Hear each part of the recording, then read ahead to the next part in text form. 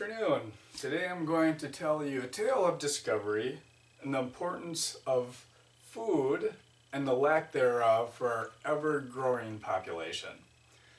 We'll start the story out first in an explanation of what is the human genome and how that develops into, or I should say the genome, and how that develops into what we consider to be a source of food and nutrition.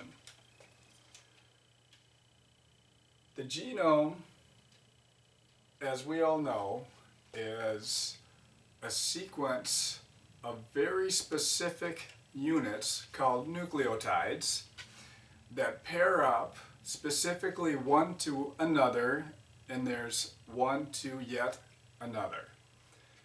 That's going to turn eventually into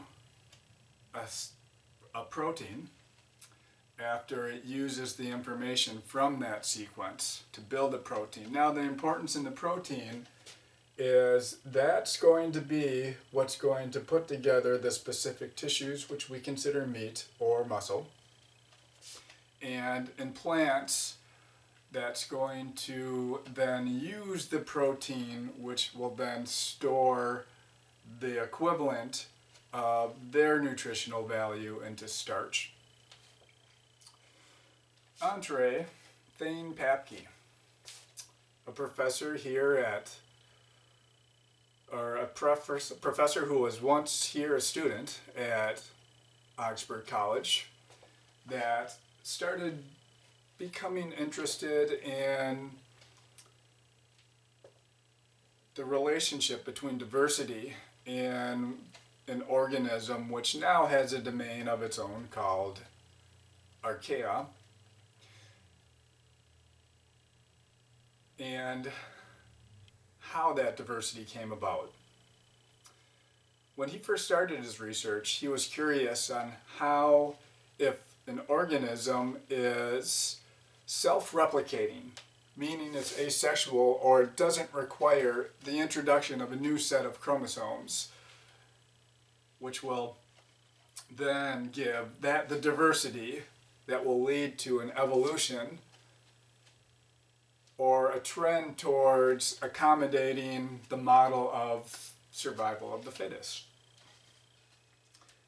He studied this organism in graduate school, where what he found was there was a large set of copies that this specific halobacteria technically, but if you want to be politically correct, haloarchaea, had 30 copies of its own gene, where once during his experiments it began to starve from the available of nutritive resources within its immediate region, started metabolizing its own genome.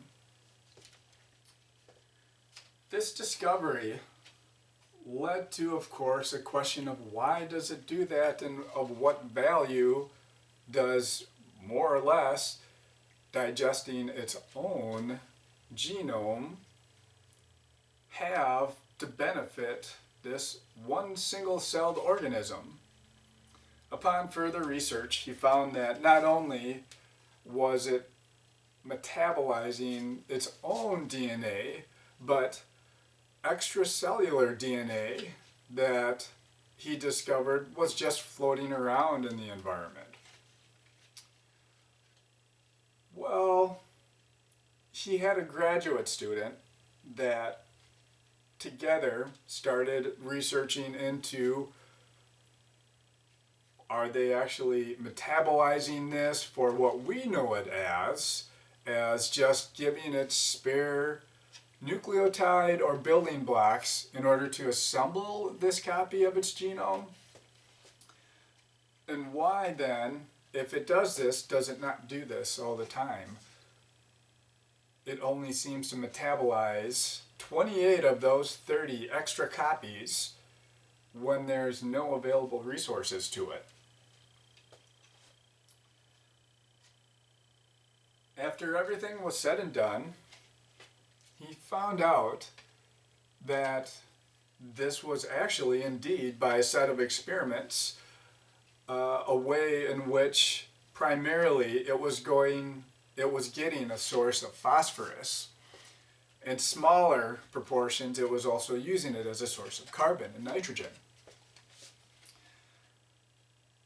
This led him to believe that this was actually going to be a resource for it that it uses on a regular basis during times of need.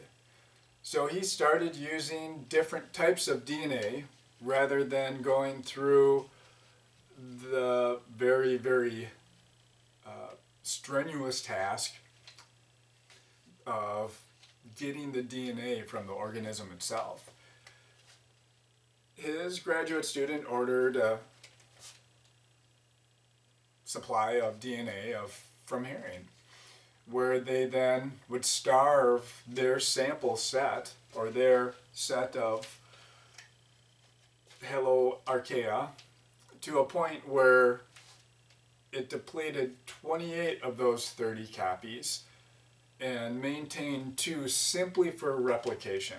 Then introduced the herring DNA into the environment, where he discovered that it didn't actually start growing, or his form of measure was, did it start then replenishing those 30 copies?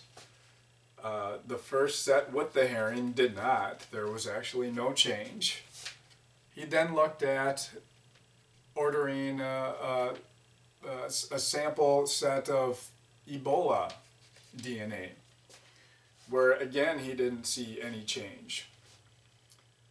They processed the remaining portion of the Ebola supply in order to take off certain identifiers along the genome sequence, which then resulted in a positive response.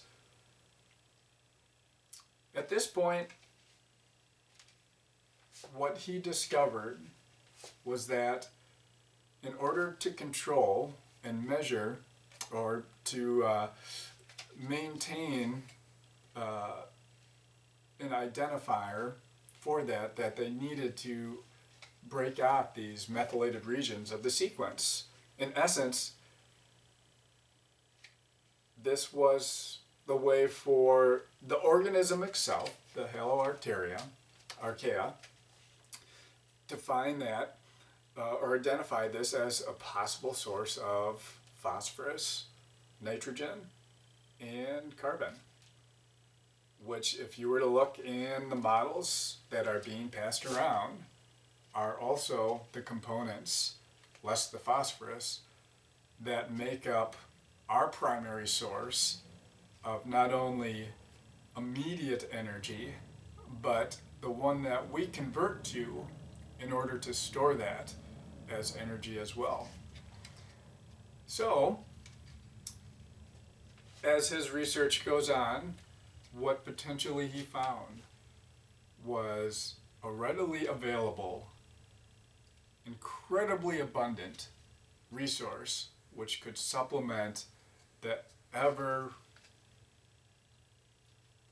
required need for our growing populations, sustainability in its food source. Thank you. That was one.